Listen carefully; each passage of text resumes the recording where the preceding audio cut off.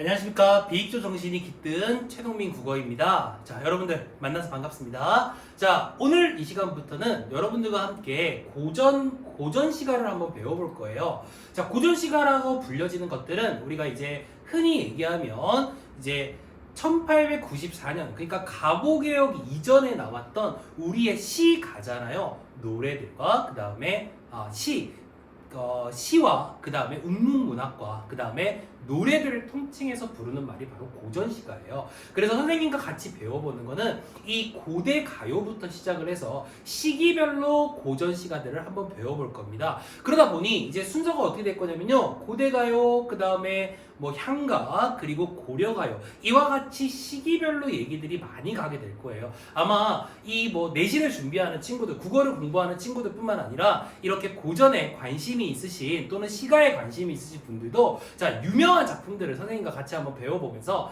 여러분들이 조금 흥미있고 또는 이렇게 좀 유익한 그러한 시간이 좀 되길 바라면서 선생님과 같이 한번 공부를 해볼 생각입니다. 자, 오늘 첫 시간에 이제 고대가요에 대해서 한번 배워볼게요. 자, 고대가요. 자, 어떤 걸 우리는 고대가요라고 이야기를 하는지 선생님과 같이 한번 내용을 정리해 보겠습니다. 자, 간단한 판서를 통해서 고대가요에 대한 얘기를 먼저 해볼게요. 자, 물론 이렇게 PPT로 참 예쁘게 띄워가지고 여러분들 보기 좋게 했었으면 선생님이 너무 좋았겠죠? 하지만 선생님은 그렇게 설명하기보다는 보시면 아시겠지만 이렇게 작품만 나와요. 왜? 나는 판서를 잘하니까. 알겠니? 자, 보도록 하겠습니다. 자, 먼저 우리 고대가요라고 하는 거 어떠한 느낌이냐, 저 새끼 판서 잘한다 그러더니 생각보다 별로다, 이런 생각 하시면 안 돼요. 자, 고대가요라고 하는 거는 시기별로 일단 어떤 시기냐라고 하면 아주 먼 옛날부터요. 모르겠어요, 언제부터 시작이 됐는지. 왜냐면 선생님이 태초에 살았던 게 아니잖아요. 그죠? 여러분들도 모르잖아요. 역사에서도 우리에게 전달해주지 않아요. 아주 먼 옛날부터, 자, 언제까지의 노래들을 이야기하냐면 삼국시대까지의 이야기들을, 바로 노래들을 바로 고대가요라고 얘기를 합니다. 알겠죠? 자, 이 시기는 이렇게 규정이 됐는데 우리 고대가요 어떤 특징이 있을까요? 일단 중요한 거는 여러분들 이것이요, 어떻게 우리에게 전달되느냐가 중요한데 구전문학이에요. 뭐 구전문학이라고도 얘기를 하고요. 뭐 또 같은 말로 이제 구비문학이라고도 우리가 이야기를 하는데 뭐 같은 말입니다. 그냥 간단하게 얘기하면 입에서 입으로 우리에게 전달해 준다는 얘기예요. 자, 입에서 입으로 전달을 한다. 이게 왜 우리한테 굉장히 중요하냐라고 하는 건데요. 그러다 보니까 지금 현재 우리에게 전해지는 것이 그렇게 많지 않다는 거예요. 그래서 대부분 고대가요가 가지고 있는 특징들을 설명할 때는 좀 추측을 많이 했죠. 그지? 이랬을 것이다. 또는 이렇게 영향을 줬을 것이다. 이런 식으로 추측이 굉장히 많습니다. 그래서 고전문학 그리고 구비문학이었다는 거 여러분들이 좀 기억을 해두시면 좋겠고요. 그 다음에 뭐 또 하나 더, 이건 뭐 우리 고대국어 하면, 고대가요 하면 항상 생각하는 것 중에 하나가 되는데요. 바로 무엇과 함께 우리에게 전승이 되냐면 배경설화가 있어요. 알겠지? 그러니까 이제 좀 착각하시는 분들도 계세요. 노래가 있으면 그 노래에 관련된 배경설화를 나중에 만들었을 것이다 라고 생각하는데 그건 잘못된 생각이고요. 원래 설화가 있었어요. 무슨 말인지 알겠죠? 설화가 먼저 그러니까 먼저 존재했다는 말은 좀 잘못된 말이고, 설화가 있었는데 이 설화 안에 이 노래들이 삽입이 된 거예요. 그러다 보니까 이 설화에서 우리 가요가 어떤 게 있을까라고 생각을 하면서 이렇게 분화돼서 나오게 되는 거죠. 그러니까 이게 약간 재밌어요. 설화에서 어떻게 분화가 되냐면, 이건 뭐 굉장히 중요한 얘기는 아닌데, 분화가 이렇게 됐을 때요, 서사적인 요소로 먼저 분화가 돼요. 그러니까 이야기로 분화가 된다는 얘기죠. 그리고 노래로서 분화가 돼요. 이 노래로서 분화가 된 이 요소가 바로 뭐가 된다? 고대가요가 되고요. 재밌는 거는 춤도 분화가 됐어요. 그렇죠? 분화가 됐다고 봐요. 그래서 문학적으로 보면은 서사적인 요소, 그 다음에 노래, 그리고 춤이라고 하는 이 세 가지로 분화가 되는 것이고, 우리가 말하는 고대가요는 바로 이 노래적인 측면이 바로 그러한 요소가 된다. 이렇게 우리가 볼 수가 있다는 하는 거죠. 그래서 이 고대가요는 항상 그거와 관련된 배경설화가 있다는 거 여러분들 알아두시고요. 자, 또 다른 특징도 한번 보도록 하겠습니다. 자, 어떤 특징을 가지고 있냐면요. 자, 고대가요는 아까 우리가 이야기한 것처럼 전해지는 게 얼마 없어요. 그래서 추측을 할 수밖에 없거든요. 그러니까 형식적인 특징에 대해서 딱 이렇다라고 우리가 말을 할 수는 없어요. 알겠죠? 그런데 대강 우리에게 전해지는 요소들을 가지고 추측을 해봤을 때 이러한 내용을 주로 부르다가 이렇게는 변했을 것이다 라고 추측하는 것 중에 좀 의미 있는 게 있는데 뭐가 있냐면 바로 이거예요. 처음에는 이 고대가요가 우리가 흔히 얘기하는 원시종합 예술이라는 개념으로서 우리에게 처음에는 불려졌을 거라는 겁니다. 이때 우리가 주목해야 되는 건 원시는 아주 오래전 얘기라는 걸 알겠는데 이 종합이라는 말이 포인트가 되는 거예요. 종합은 뭐냐면요. 이것 때문에 그래요. 서사적인 요소, 노래, 춤 모든 것이 다 존재를 했던 그러한 예술로서 우리에게 전달이 됐다는 거죠. 그럼 도대체 이 사람들은 왜 이렇게 이야기도 만들고 노래와 춤을 함께 부르면서 이렇게 했을까라고 우리가 추측을 해보면요. 아주 간단합니다. 이 원시종합 예술에서의 특징은 집단적이라는 거예요. 그러니까 혼자서 부르지 않았다는 겁니다. 그러니까 여러분들이 음악만 나오면 혼자서 집에서 미친듯이 춤추는 것보다는 여러 사람들이 같이 춤추는 게 좋잖아요. 뭐 기분을 좋게 하든 뭘 하든 그렇죠. 어쨌든 그래서 이 고대 가요는 원시종합 예술로서의 특징을 가지고 있을 때는 집단적이었을 거라는 거죠. 그리고 왜 이렇게 다 같이 했느냐? 왜 집단적이었느냐? 바라는 게 있기 때문인 거죠. 그래서 주술적입니다. 주술적이라는 얘기는 다른 말로 하면 뭐예요? 주술, 비는 거예요. 주문을 외우는 거죠. 우리 주문 왜 외워요? 주문 외우는 게 목적인가요? 아니죠. 그죠? 거기에는 바라는 소망이 담겨져 있죠. 그래서 기원적인 특징도 굉장히 강합니다. 아까 이야기한 것처럼 노래와 춤을 같이 하는 거기 때문에 바로 무가다 이렇게도 우리가 이야기할 수가 있죠. 이 무가라고 하는 말에 대해서는 선생님이 그냥 해석을 내 나름대로 했을 때는 선생님들이 뭐 가르치는 많은 사람들이 무가라고 했을 때 단순히 노래하고 춤추는 것만 이야기하는 건 아닌 것 같아요. 그렇죠? 한자를 어떻게 쓰느냐에 따라 좀 다른 텐데, 자, 노래, 춤 무자를 사용하게 되면은 노래와 춤을 함께하는 노래 이렇게 해석을 할 수 있겠지만 또 한편으로는 이렇게 해석할 수 있어요. 바로 무속신앙. 왜? 집단적이고 주술적이잖아요. 그래서 무속신앙적인 느낌이라는 느낌에서도 무가라고 할 수도 있습니다. 그러니까 다양하겠죠. 자, 이러한 원시종합 예술의 특징을 가지고 있다가 이게 드디어 이제 어떻게 변하느냐? 여러분들 이거 가요잖아요. 우리나라에서 불려지는 가요들 중에 주제를 따졌을 때, 그 가사의 주제를 따졌을 때 제일 많은 내용이 뭔 것 같아요? 누구나 다 알겠죠? 바로 사랑 이야기예요. 그치? 특히 이별했을 때 사랑 노래를 들었어요. 이별의 노래를 들으면 정말 가슴에 와닿죠. 그쵸? 그런 것처럼 이러한 자신의 사랑의 얘기, 보편적인 정서가 담겨져 있는 그러한 사랑의 이야기들이 이제부터 불려지기 시작합니다. 뭘로? 노래로 불려지기 시작하는 거죠. 그래서 우리는 어떤 특징을 가지고 있다라고 얘기하냐면 바로 개인 서정의 느낌을 가지고 있다. 이렇게들 이야기들을 많이 해요.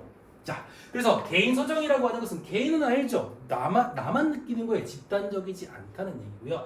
서정이라고 하는 얘기는 아시겠지만 바로 개인의 정서, 감정을 우리에게 전달하는 것을 목적으로 한다. 이렇게 볼 수가 있다라고 하는 겁니다. 자, 고대가요는 이런 요소예요.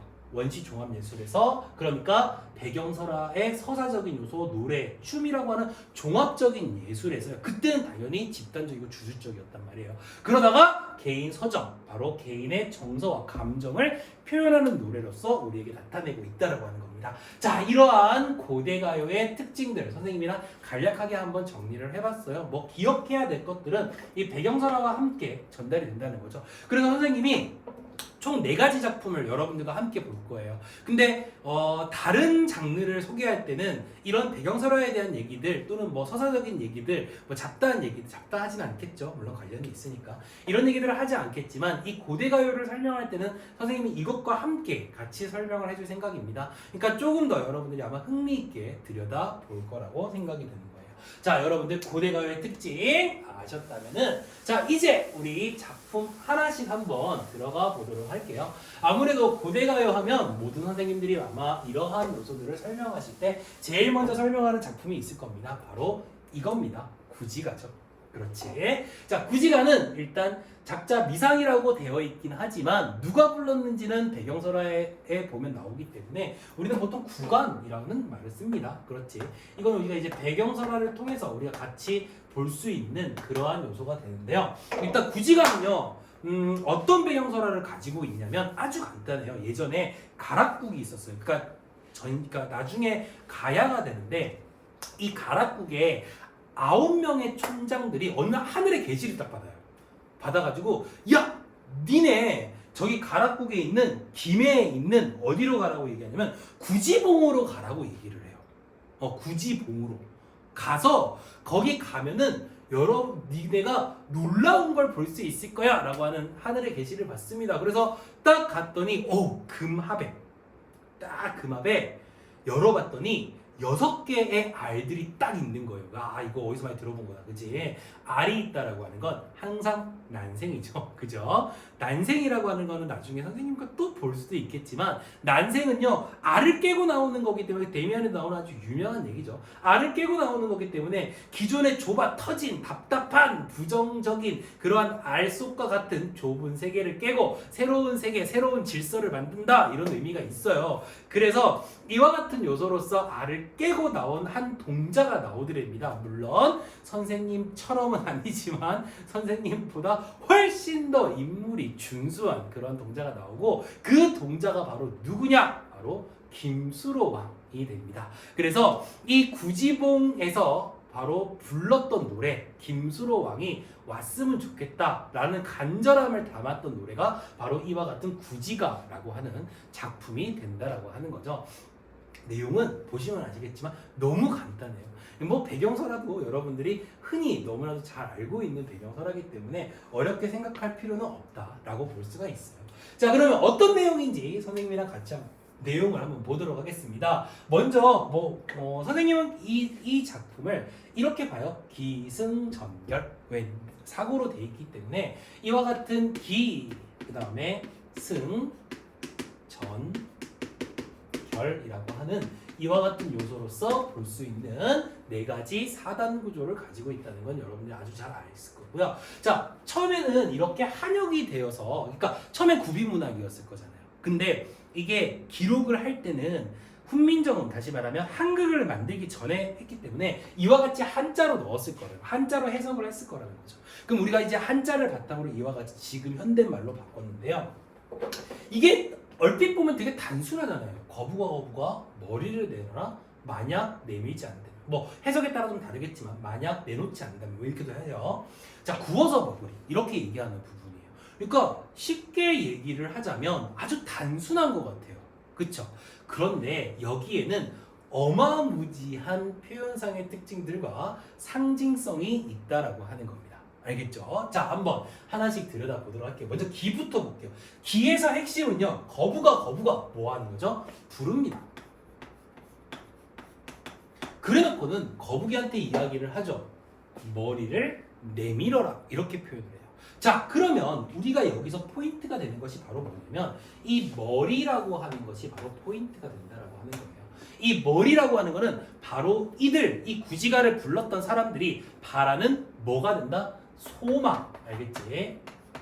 소망의 대상이 된다. 이렇게 볼 수가 있고, 우리가 배경설화와 함께 해봅시다. 아까 배경설화에서 금합에 있는 6개 알을 보면서 불렀던 노래라고 했습니다. 거기는 누가 나왔죠? 김수로 왕이 나왔단 말이에요. 그러니까 이 소망의 대상, 머리라고 하는 것을 어떻게들 보통 해석을 많이 하냐면 우두머리라고 많이 해석을 해요. 그럼 우두머리다. 그럼 누가 되겠습니까? 김수로 왕이 되겠죠. 그지? 어려운 거 아니에요. 그런데 이 머리에 대한 해석이요. 이 머리에 대한 해석이 좀 다양합니다. 근데 다양하다고 해도 선생님은 그냥 2가지 정도로 해석을 하는데, 일반적으로 우리가 이렇게 좀 선생님이 좀 2번째 얘기를 하려니까 좀 민망한데, 자, 첫 번째는 일반적으로 우두머리로 많이 해석을 해요. 그러다 보니까 이 우두머리, 다시 말하면 이제 수로왕을 이야기하는 거죠. 뭐 어려운 내용 아닌데요. 수로왕의 강림을 바라는 그러한 소망의 대상으로서 머리가 쓰는데, 이 머리를요 이렇게도 해석을 하는 경우가 있대요. 그러니까 뭐냐면 바로 남근, 그러니까 남자의 성기를 표현하는 그러한 내용이라고도 해석을 하시는 분들이 있더라고요. 그쵸? 선생님은 개인적으로는 이게 더 가깝다고 보는 거예요. 내가 뭐 이렇게 순수하거나 뭐 이렇게 나는 청렴한 사람이라서 그런 게 아니고요. 남근으로 해석을 하게 됐을 때는 재밌는 것이 이렇게 되면은 이제 이거는 이제 실제 그 구지가를 연구하신 이 연구서에도 나오는 건데 남근으로 해석을 했을 때는 이렇게 되면 무슨적 화자가 되냐면 여성들의 어떤 이렇게 성적인 욕망 이런 것들을 표현하는 노래다라고 돼버리는 거예요. 물론 그런 의도로서 부를 수도 있죠. 근데 구지가가 처음에 만들어진 거는 배경설화에서도 보다시피 선생님은 요렇다고 해석을 하기보다는 알겠죠? 이게 틀렸다가 아니고요. 요거보다는 아무래도 요 우두머리 수로왕으로 강림이라고 하는 거를 해석하는 것이 더 옳은 것이 아닐까라는 생각이 듭니다. 알겠지? 그러니까 뭐 이렇게도 여러분들 같이 좀 알아두시면 좋을 것 같아요. 자, 이겁니다. 거부가 머리를 내밀어라 이렇게 얘기를 하잖아요. 그치? 그러니까 뭘 하냐면 불러놓고 이번엔 명령하는 거예요. 야, 머리를 내놔! 나 필요하니까 내놔! 이렇게 얘기를 하는 거예요. 그렇다면 우리는 여기서 머리뿐만 아니라 무엇도 주목해서 볼 필요가 있냐면 이 거북이도 주목해서 볼 필요가 있다는 거죠. 그쵸? 얘가 도대체 뭐 하는 애냐 이거죠. 그치? 얘는 바로 소망의 대상을 우리에게 전해주는 거예요. 다시 말하면 우리의 이 사람들이 불렀던 소망을 이룰 수 있게 해주는 대상입니다. 그래서 얘네들을 우리는 이와 같은 요소들을 고전시가에서 뭐라고 하냐면 기원의 대상이라고 이야기를 하게 되는 거죠. 다시 말하면 구체적으로 얘기하면요. 소망을 이루어 주는 거죠. 알겠죠? 아주 간단합니다. 그리고 자, 표현상의 특징도 한번 정리해 봅시다. 선생님 여기서 무슨 표현상의 특징이 있을 수 있겠어요? 있어요. 사람들은 노래를 부를 때요. 특히 내가 바라는 거에 대한 노래를 부를 때는 꼭 반복을 해야 돼요. 이렇게 거부가 두 번 반복해요. 알겠니? 우리 이런 거 있어요. 처음 보는 사람인데요. 이 사람이 굉장히 호감으로 다가오는 사람이 있을 때 이름이 뭐예요? 이렇게 물어보면 호감을 갖고 있는 사람한테 자기 이름을 말할 때는 꼭 두 번 말해요. 왜냐하면 각인 효과거든요. 그러니까 무슨 얘기냐면 반복하려고 하는 거예요. 예를 들어 선생님 이름이 최동민인데 나 이름 동민이요. 최동민 이렇게 얘기를 해요. 근데 별로 호감이 없거나 내가 간절하지 않다면 그냥 최동민입니다 이렇게 얘기를 하고 말죠. 보통은 예의상으로. 그런 것처럼 기본적으로 거부가라고 하면서 뭘 했냐면 반복을 했어요. 반복을 했다는 건 왜 반복하느냐? 이 소망이 이루어지기가 그러니까 이 소망에 대해서 어떻기 때문이냐? 간절하기 때문에. 어떻기 때문에? 간절하기 때문에. 그러니까 반복하는 거죠. 그리고 이 두 번째 머리를 내밀어라라고 하는 부분에서도 요 끝에 요 말을 우리가 주목해 볼 필요가 있어요. 명령형식. 명령형 어미 라를 사용하고 있다는 거죠. 그치? 자, 우리 뭔가를 누군가한테 요구하거나 뭔가를 얘기할 때 우리 명령형을 많이 쓰죠. 그치? 뭐 이렇게 좀 내가 좀 불리할 때는 해주면 안 되겠니? 막 이렇게 좀 비굴하게 얘기를 하다가 그렇죠. 내가 뭔가 당당해. 얘가 해야 되는데 안 했어. 그러면 야 이거 좀 해! 이거 좀 해라! 이런 식으로 얘기를 많이 하죠. 그런 것처럼 거부가 머리를 내밀어라 할 때는 반복과 명령형 어미를 통해서 자신의 소망이 이루어지게 간절함을 우리에게 표현해주고 있는 그러한 내용입니다. 어렵지 않죠? 자, 그 다음입니다. 또 재밌는 거는 만약 내밀지 않는다면 이거야. 너 나한테 안 준다면 이라고 하면서 뭘 하는 거냐면요. 얘가 가정을 하는 거예요. 여러분들. 그렇지 않으면 그렇지. 구워서 먹으리. 너 구워서 먹겠다 이 말이야. 왜 구워서 먹겠다라고 얘기를 하겠어? 배가 고파서 먹겠니? 그런 거 아니거든요. 바로 뭘 하는 거냐면 협박하는 거예요. 그렇지? 뭐 지금 학생인 분들과 그다음에 예전에 이제 학생이셨던 분들 한번 따져볼까요? 부모님들의 육아 방식 중에 가장 그죠? 우리에게 많이 썼던 방법들이 바로 당근과 채찍입니다. 특히 성적에 관한 얘기들을 많이 하죠. 선생님은 아무래도 이제 입시를 강장하다 보니까 그런 얘기들을 많이 듣는데 너 이번에 성적 좋으면 엄마가 뭘 사줄게. 그쵸? 우리는 최신 핸드폰들을 많이 보고 살았을 거라는 겁니다. 그리고 이것뿐만 아니라 미안합니다. 우리는 협박도 많이 받았어요. 너 이번에 성적 안 올라가면 컴퓨터를 뺏을 것이야. 너 이번에 성적 안 올라가면 핸드폰 꿈도 꾸지 마. 너 이번에 성적 안 올라가면 이러한 협박 왜 하죠? 그것이 꼭 성적 향상이 꼭 이루어지길 바라는 부모의 마음인 것처럼 이렇게 협박으로 마무리를 짓습니다. 물론 협박하는 이유도 뭡니까? 내 소망이 그만큼 간절하다 이 말이에요. 됐어요? 근데 여기서 놓치기 쉬운 게 하나 있는데, 자, 요 부분에선 소망이 물론 비유적인 표현이긴 하지만 직접적으로 표출이 됩니다. 그리고 여기에서는 너 그렇지 않으면 내가 너 구워서 먹을 거야 라고 하고 얘기를 하죠. 어때요? 이 부분에서 이렇게 넘어오는 과정을 한번 들여다보세요. 그러면 소망에 대한 간절함이 1, 2구와 3, 4구로 넘어오면서 어때요? 훨씬 더 강해지죠. 그래서 요거 놓치시는 분들도 꽤 많은데, 이 구지가는 바로 이와 같은 점층적, 그러니까 자신의 소망을 더욱더 강조하는 점층적 전개로서 우리에게 전달하고 있는 내용이 바로 구지가다, 이렇게 볼 수가 있다라고 하는 겁니다. 이 구지가는요, 이와 같이 선생님이랑 같이 한번 본 작품인데요, 뭐 내용이 간단한 듯 보이지만 결코 간단하진 않아요. 알겠지? 그리고 자기 소망이 꼭 이루어지길 바라는 그러한 간절함이 담겨져 있는 아주 훌륭한 작품이라고 봅니다. 근데 여러분들 보시면 아시겠지만, 자, 김수로 왕이 왔으면 좋겠다로 해석을 해봅시다. 자, 보시면 아시겠지만 그거 나만 원하는 거 아니에요. 모두가 다 원하는 거죠. 그러다 보니 이거는 집단적이고요, 주술적입니다. 우리 아까 봤던 원시 종합 예술이라는 거죠. 집단적이고 주술적이에요. 그쵸? 그리고 무가예요. 또 한 가지 팁을 하나 더 드리자면, 이 노래를 또 언제 불렀을 거라고 생각하냐면 바로 일을 하면서 불렀을 것이다 라고 얘기를 해서, 이 구지가는 또 다른 특징으로 봤을 때 노동요의 느낌도 굉장히 강하다라고 하는 것도 우리가 볼 수 있는 요소가 된다라고 하는 것, 이걸 기억해 보시길 바라겠습니다. 자, 선생님과 우리 고대 가요의 첫 번째 작품인 구지가를 한번 배워봤습니다. 구지가는 아까도 얘기했지만 원시 종합 예술로서의 느낌이 굉장히 강합니다. 집단적, 주술적이죠. 자, 지금부터 보는 작품들은 이제 개인 서정들이 드러나는 작품들입니다. 자, 어떤 작품들을 선생님과 같이 한번 보게 될지, 자, 한번 들여다보도록 하겠습니다. 자, 봅시다. 뭐 지우는 동안 얘기를 하자면요, 선생님이 뭐 열심히 강의는 하지만요, 여러분들이 뭐 이렇게 잘 이해가 된다, 잘 이해가 되지 않는다라고 생각할 수 있어요. 뭐 사람마다 다 그러니까 사람마다 다 개인 계치가 있기 때문에, 개인 취향이 있기 때문에, 버벅대네요.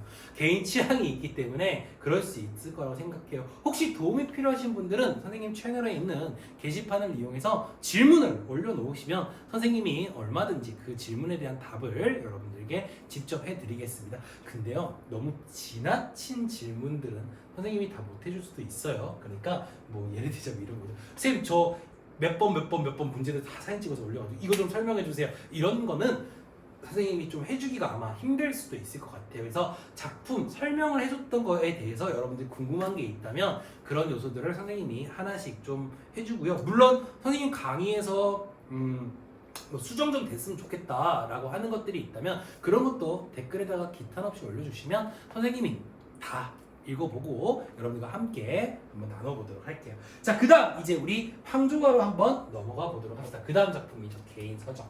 자, 선생님이 공무도화가를 먼저 할까 아니면 요 황조가를 먼저 할까, 이걸 고민하다가요, 황조가를 먼저 하기로 마음먹었어요. 왜 그러냐면 황조가는요, 여러분들 공무도화가랑 둘이서 현재 전하는 것 중에 가장 오래된 서정가요라고 이야기들을 많이 해요. 그런데 왜 황조가를 먼저 하느냐? 사실 공무도화가는 고조선 시대에 있었던 이야기다라고 하는 그러한 역사적인 어떤 그런 발치를 통해서 우리가 알 수는 있는데 정확한 연대는 몰라요. 이게 언제 불려졌던 노래고 언제 있었던 노래인지 몰라요. 그런데 황조가는 정확하게 알아요. 황조가는 우리가 전해지는 고대가요 중에서 언제 누가 불렀는지 그 연대가 정확합니다. 그러다 보니 배경설화도요 굉장히 디테일하죠, 그지? 자, 이 황조가는 여기 보시면 아시겠지만 유리왕이 불렀어요. 자, 유리왕이 누구냐? 다 아시겠죠? 고려 제2대 왕입니다. 고구려의 제2대 왕입니다. 됐어요? 그러니까 고려했다고 그것만 듣고 저 새끼 고려라고 했네 하지 말고요. 나 분명히 고구려라고 얘기했습니다. 고구려 2대 왕이 바로 유리왕입니다. 그리고 좀 더 보면 유리왕 3년에 있었던 바로 그러한 일을 바탕으로 불렀던 노래가 황조가고요. 이 황조가는 바로 유리왕 자신이 직접 불렀던 노래고, 그러다 보니 이 황조가의 화자는 누가 되느냐? 유리왕이 된다는 거죠. 자, 그럼 유리왕이 이 노래를 부를 때 과연 어떠한 마음으로 불렀을까? 배경설화 한번 볼까요? 자, 배경설화 내용을 보면은 이 황조가는 뭐 별거 없습니다. 아까도 얘기했지만 황조가에서 우리가 기억해야 될 거는 뭐냐면 연대를 알고 있는 또는 작가를 알고 있는 현재 전하는 것 중에 유일해요. 거의 고대 가요 중에서. 그러니까 이 유리왕이 어떤 일을 겪었냐면은 유리왕의 이제 그러니까 첫 번째 부인이 이제 사망을 하게 되고요. 이제 후시를 드리거든요. 여러분들 이 얘기 많이 알 거예요. 뭐 이게 뭐 되게 중요한 얘기는 아닌데 후시를 드리는데 이 후실이 두 명이에요. 누구랑 누가 있냐면 바로 환희라고 하는 사람이 있고요. 그 다음에 치희라고 하는 이 두 사람이 후실로 들어옵니다. 유리왕의 후실로. 근데 이 치희가 어느 나라 사람이냐면 한나라, 당시 중국의 한나라 사람이에요. 치희가. 얘들아, 일부 다쳐져잖아. 그리고 본부인이 없이 후실만 두 명이 들어왔지. 그죠? 이게 만약에 한 명이 본부인이라면 둘은 아마 게임이 되진 않을 거야. 어디 감히 본부인한테, 그지? 후실이. 그런데 둘 다 후실이야. 남자는 한 명인데 후실은 두 명이야. 어때요? 그렇죠. 싸움이 날 수밖에 없죠. 두 사람 맨날 싸우는 거야. 근데 어느 날 유리왕이 사냥을 간 사이에 제대로 붙은 거야. 제대로 붙었는데 환희가 치희한테 뭐라고 얘기하냐면 어디 근본도 없는 한나라 년이 연 빼고 한나라 계집이 들이대냐 이거 자기한테. 어디 감히. 그 얘기를 들었던 치희가요 화가 난 거예요. 하면서 나 한나라로 돌아갈래! 이러면서 막 간 거지. 그런데 사냥을 하고 있던 유리왕이 그 얘기를 들은 거예요. 그래서 치희를 막 따라갔습니다. 열심히 쫓아가서 채찍질을 해가면서 말을 타고 쫓아갔는데 끝끝내 치희를 따라가지 못했던 거예요. 그리고는 그 자리에 털썩 주저앉아서 딱 봤더니 꾀꼬리 암수가 서로 정답게 딱 앉아있더래요. 그걸 보고 불렀던 노래가 바로 황조가예요. 자, 이 작품은 그래서 꾀꼬리가 굉장히 중요하죠. 황조, 그치? 꾀꼬리? 이게 굉장히 중요해요. 바로 저 꾀꼬리가 어떤 역할을 하는지 쌤과 같이 한번 역시 들여다보도록 하겠습니다. 자, 배경설화는 잘 이해를 했죠, 그지? 뭐 어떻게 보면은 두 여인의 이런 뭐 싸움이 유발되어서 나타난 건데, 그쵸? 뭐 옛날에는 일부 다처제가 워낙에 그냥 간습적으로 이루어졌던 일들이기 때문에 그러한 요소들이 있었겠죠. 그지? 치희를 그리워하면서 이렇게 나타내는 황조가 어떤 내용인지 한번 볼게요. 자, 황조가는 일단 우리가 이렇게 둘로 좀 나눠야 돼요. 구분을 할 때.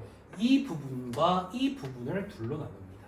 자, 한번 내용을 보면 펄펄 나는 적개꼬리 암수서로 정다운데 이렇게 얘기합니다. 자, 화자인 유리왕이 지금 뭐 하고 있는 거예요? 꾀꼬리를 보고 있단 말이에요. 다시 말하면 꾀꼬리는 자연의 풍경 중에 하나죠. 그 자연 풍경을 뭐 하고 있어요? 관찰하고 있다는 겁니다. 그렇지. 그리고 외로운 이내 몸은 네와 함께 돌아갈고 자기의 감정을 드러내고 있습니다. 누구나 다 알고 있는 방식인데 여기서의 포인트는 바로 성경이라고 하는 것은 처음에 경치를 나타내는 것을 얘기하고요. 그 다음에 후정, 뒤에 자신의 감정을 드러내는 그와 같은 요소가 있다라고 하는 것이 바로 황조가의 핵심적인 구조가 된다라고 하는 거죠. 성경 후정의 관계가 되는 것이고요. 뭐 내용은 어렵진 않아요. 왜 어렵지 않냐면 우리가 주목해야 될까? 아까 우리가 구지가에서는 누구를 주목했냐면 머리와 거북이를 주목했다면 여기에서는 누구를 주목하느냐? 바로 꾀꼬리를 주목할 필요가 있습니다. 이 꾀꼬리 과연 우리에게 어떤 역할을 해줄까라고 하는 건데요. 자, 꾀꼬리에 대한 해석 선생님과 같이 한번 해봅시다. 물론 이것도 설명하시는 선생님에 따라서 다양하게 해석이 가능하겠지만 선생님은 두 가지로만 해석을 할 거예요. 첫 번째는 자 이겁니다. 꾀꼬리가 정다운 모습을 보면은 내 외로운 마음이 어떻겠어요? 그렇죠. 더욱더 커지겠죠. 쉽게 설명하자면 이런 건데 여러분들이 사귀던 사람과 헤어졌어요. 까였다. 내가 까였다고 합시다. 까였는데 카페에서 까였어요. 시원하게 까이고 밖에 나왔는데 정말 사귄 지 얼마 안 되는 커플이 지나가고 있는 거예요. 내 앞에 싹 지나가면서 이게 또 사귄 지 얼마 안 된 커플들은 서로에 대한 마음을 막 표현하다가 못해가지고 막 복받쳐 오르기 때문에 그쵸 평소에 안 하던 짓들 많이 합니다. 특히 그 중에서 우리 여자분들은 애교를 많이 떠시는 분들이 많죠. 애교를 뜰 때 포인트는 한쪽 코에 힘을 빡 주고 얘기를 많이 하죠. 오빠 막 이렇게 그죠. 그러면 남자는 좋아서 또 이렇게 막 그래 막 이러면서 서로 막 이런 모습이 봐요. 그럼 어떻겠어요? 이런 정다운 모습을 보면 그 누구야? 빡침은 헤이 참 그지?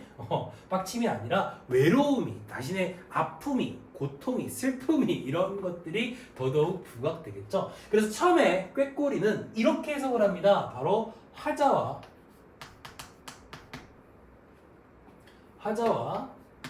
대조를 이루는 그러한 요소로서 사용하고 있다라고 하는 거죠. 그치? 여기서 중요한 말은 바로 화자와 대조를 이루고 있다라고 하는 거죠. 자, 대조라고 하는 건 잘 아시죠? 차이점을 부각시키는 요소가 되겠고요. 자, 두 번째 해석으로 가봅시다. 선생님은 이 해석도 틀렸다라고 보지 않습니다. 맞다고 보는데 자, 꾀꼬리의 정다운 모습을 보면 물론 정다운 대상을 보니 내가 지금 외로운 게 너무너무 심하다라고 말할 수 있겠죠. 그런데요, 이렇게도 생각할 수 있습니다. 바로 유리왕이 꾀꼬리의 모습을 보니까 치이와 즐거웠던 순간들 예전에 막 이렇게 막 알콩달콩했던 그런 정다웠던 순간들이 떠오를 수도 있겠죠. 그러니까 쉽게 말하면 화자의 그러한 과거의 상황을 얘가 대신 보여주는 거예요. 야, 어떤 얘기인지 아시겠죠? 꾀꼬리가요 화자의 과거를 대신 전달해주는 전달이라는 표현보다는 과거를 뭐 시켜준다? 상기시켜주게 하는 그러한 역할이 있다는 거죠. 시켜주는 그러한 역할이 있다는 겁니다. 그렇다면은 이것은 어떻게 해석이 가능하냐면 이 화자의 과거를 제가 대신 보여주는 거잖아요. 그죠? 그러니까 우리가 흔히 고전에서 나중에 선생님이 디테일하게 나올 때 한번 설명을 해주고 또 표현상의 특징 강좌에서도 한번 설명을 하겠지만 상황이나 소망이나 정서를 대신 표현해주는 자연물들을 우리는 통칭해서 다 뭐라고 부르냐면 이렇게 얘기합니다. 바로 객관적 상감물이다라고 얘기합니다. 그러니까 여기에서 꾀꼬리는 화자의 과거를 대신 우리에게 보여주는 객관적인 상감물이라는 거죠. 됐어요? 자, 화자와 대조를 이루던 객관적 상감물로서의 꾀꼬리든 어쨌든 이 꾀꼬리가 해주는 역할은 바로 뭐냐면 뒤에 나오는 후정 부분에 나오는 외로움이라고 하는 정서 있죠. 화자의 외로움을 뭐 해준다? 부각시켜주고 또는 고조시켜주는 그러한 역할을 한다라고 하는 거에는 변함이 없다라고 하는 겁니다. 어떻게 해석을 하든지 간에요. 대조로 하던 과거를 상기시켜주는 역할, 객관적 상관물로 하던 어떻게든 보든 화자의 외로움을 더욱더 부각시켜주죠. 그 다음 외로운 이내 몸은 네와 함께 돌아갈고 이렇게 얘기합니다. 뭐 여러분들 아주 잘 아시겠지만 뒤에 요 부분은 바로 의문형이에요. 의문형의 표현이기 때문에 얘를 우리는 뭐라고 할 수 있냐면 서리법이다라고 표현을 할 수가 있겠죠. 그러니까 나는 어떻게 할까? 라고 물어보는 것이 아니라 뭐 이것도 뭐 선생님에 따라 달리 해석하시는 분들이 계신데 선생님 서리법인 것 같아요. 나는 외롭다 이 얘기를 더욱더 강조해 준다라고 나는 생각을 하고요. 그치? 그 다음에 또 하나 더 우리가 주목해야 될 거는 바로 뭐가 되는 거냐면 자 외로운 이내 몸은 네와 함께 돌아갈 곳. 자 지금 화자 상황이 어때요? 부정적이잖아요. 치이가 떠나가고 있는데 만나지 못해서 나 슬프단 말이에요. 그러면 보통 우리가 어떻게 하는 거냐면 만나러 가거나 이게 뭐예요? 제외를 한다고 노력하는 걸 극복의지라고 합니다. 그쵸? 아니면 이거 좀 나쁜 건데 그래 떠났으니까 됐어. 어차피 둘이 싸우던 거 환희와 치 둘이 싸우던 거 그래 잘됐다. 차라리 내가 환희한테 그냥 더 집중하자. 더 내가 환희만 사랑해주자 라고 좋게 받아들일 수도 있어요. 근데 여기서는 그런 두 가지 태도가 나타나지 않아요. 그러다 보니 이때 화자의 태도가 무엇이냐 라고 보통 얘기를 하자면 바로 체념적 태도로서 나타난다. 그러니까 상황을 포기해버리는 그러한 요소로서 나타나게 된다 라고 하는 것이 바로 뭐가 된다? 황조가가 된다. 이렇게 우리가 들여다볼 수가 있습니다. 자, 어때요? 황조가는 아까 우리 구지가와 본 거랑 참 다르죠? 다른 것이 뭐냐면 자기 정서예요. 뭔가 여기는 주술적인 요소도 없고 같이 부르기도 민망하고요. 그치? 그죠? 뭐 다 치기를 사랑했던 건 아니니까. 자, 그 다음에 무가가 아닙니다. 이렇게 개인의 서정을 드러내고 있죠. 그래서 황조가는요, 어떤 의의가 있느냐, 그 의의를 좀 들여다보면은, 자, 두 가지 의의 정도 있다고 볼 수가 있거든요. 첫 번째는 우리한테 전해지는 것 중에요. 그쵸? 그러니까 연대 및, 그 다음에 창작자, 알겠지? 창작자가 전해지는 작품이에요. 전해지는 그러한 작품이라고 하는 거, 정확하게 구체적으로 전해진다는 거. 그 다음에 현재 전하는 그쵸? 가장 오래된, 뭐 보통은 최고의라고 하는 말도 씁니다. 가장 오래된 뭐가 된다? 서정가요가 된다. 라고 하는 개인의 정서를 드러내는 그러한 요소가 된다라고 하는 것이 바로 황조가의 가장 중요한 의의가 된다라고 하는 겁니다. 어때요? 내용 간단한 만큼 또 여러분들도 쉽게 이해를 하실 수가 있겠죠? 치를 떠나보내는 우리 그 유리왕의 마음을 잘 생각하면 여러분들이 이 작품이 조금 더 잘 이해가 될 거라고 생각합니다. 자, 그 다음 작품으로 한번 들여다보도록 할게요. 그 다음 작품은요, 똑같아요. 또 사랑 얘기예요. 근데 이번엔 치가 떠나는 것보다 훨씬 더 극단적인 상황의 이별입니다. 여러분들 그냥 사이가 안 좋아져서 이별을 하는 건요, 그래도 어떻게든지 볼 수 있거든요. 근데 진짜 가장 슬픈 이별이 뭐겠어요? 그죠? 죽음. 내가 사랑하는 사람이 죽는 거예요. 그 다음 작품은 바로 공무도화가입니다. 공무도화가는 여기 화자를 좀 보시면 재밌는데 백수광부의 아내라고 돼 있거든요. 그러니까 여기서 백수라고 하는 말은 흰머리라는 얘기거든요. 광부가 뭐냐면요, 이 광부가 이게 탄광에서 일하시는 그런 분들을 얘기하는 게 아니라 미친 남편 부자거든요. 미친 남편이라는. 배경설화가 뭐냐면 아주 간단한데 이런 얘기예요. 그러니까 어떤 사람이 백수광부가, 그러니까 말하자면 머리가 흰 미친 남편이 물속으로 막 들어가요. 그거를 아내가 보고 있는데 아내가 앉아서 이렇게 얘기를 하는 거예요.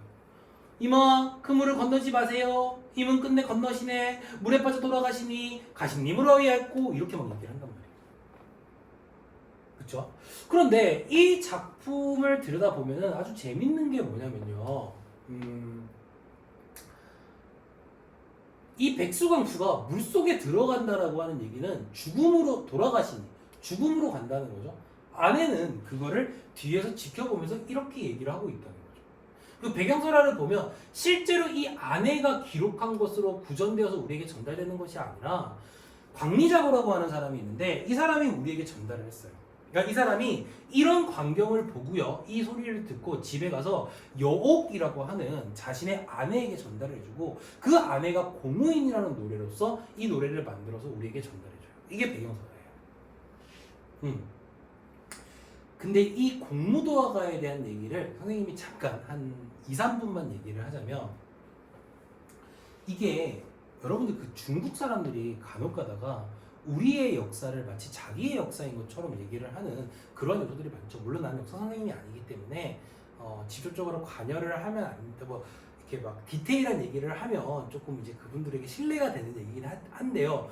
내가 한국 사람이기 때문에 할 수 있는 얘기는 있어요. 중국 애들이 간혹 가다가 이 공무도화가 같은 노래 있잖아요. 이 공무도화가라는 노래가 자기네 노래라고 생각하는 경우가 있어요. 그 이유가 뭐냐면 이들이 이 공무도화가라는 노래가 발견된 데가 어디냐면요. 바로 진나라, 그러니까 선생님도 그 잠깐 찾아봤는데 진나라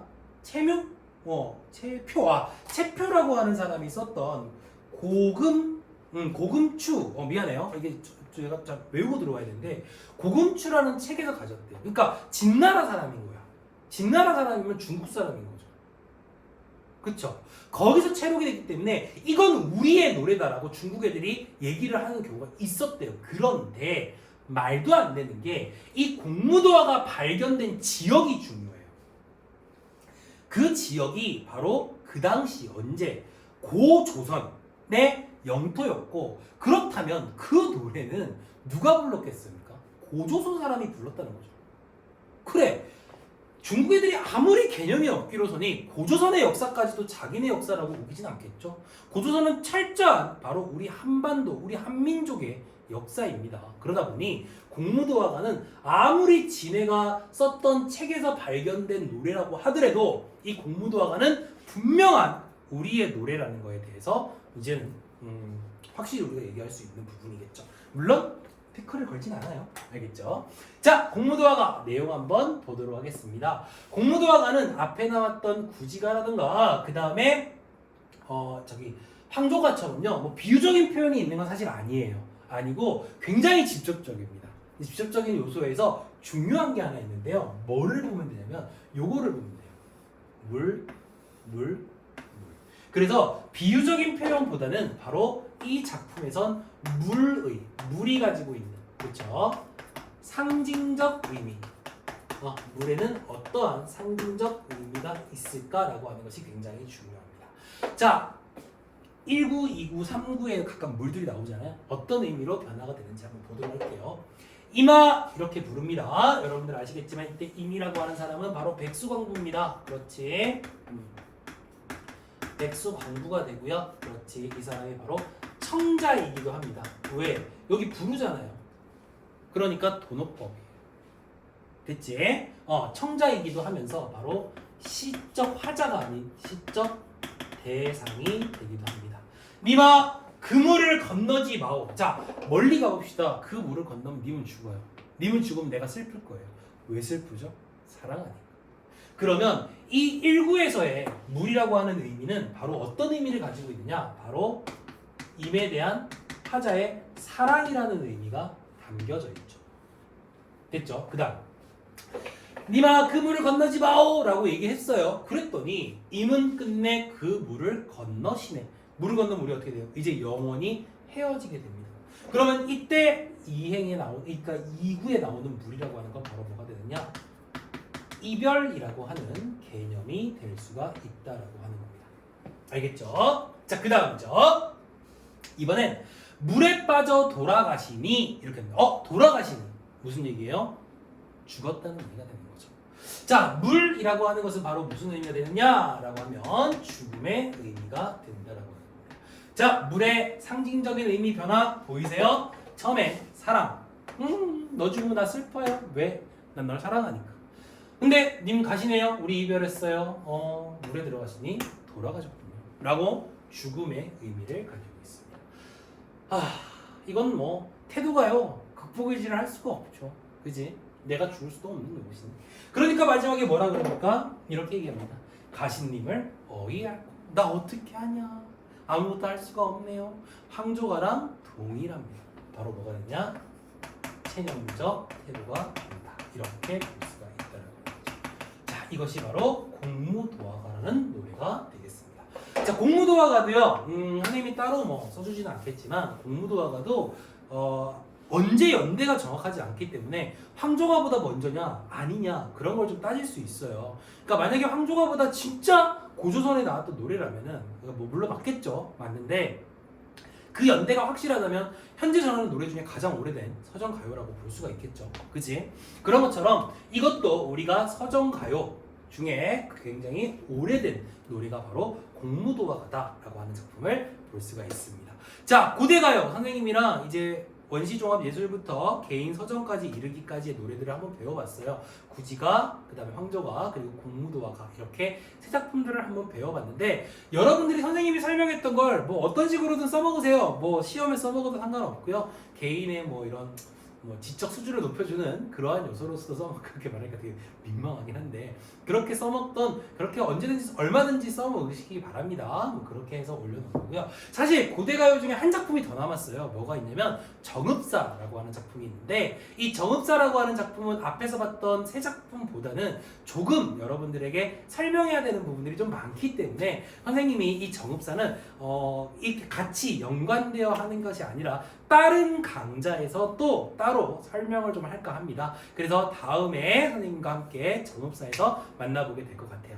자, 여러분들 사실 이제 그냥 톡 까놓고 얘기할게요. 선생님 처음 찍는 겁니다. 지금 제가 여러분들에게 처음 첫 강좌로 찍어봤는데요. 뭐 많이 부족할 겁니다. 원래 카메라 울렁증이 좀 있어가지고 이런 거에 대해서 잘 못해요. 그래서 평상시에 강의를 할 때는 친구들과 함께 만나서 참 재밌게도 잘하고 우스갯소리도 많이 하면서 그렇게 얘기를 하는데 어땠는지 모르겠어요. 여러분들이 어쨌든 도움은 됐으면 좋겠다는 생각이 들고 다음 강좌 정읍사에서 좀 만나보도록 할게요. 자, 여러분들 항상 건강하시고 문학은 여러분들의 삶을 더욱더 윤택하게 만들 겁니다. 자, 지금까지 비익조정시 깃든 최동민 국어였습니다. 감사합니다.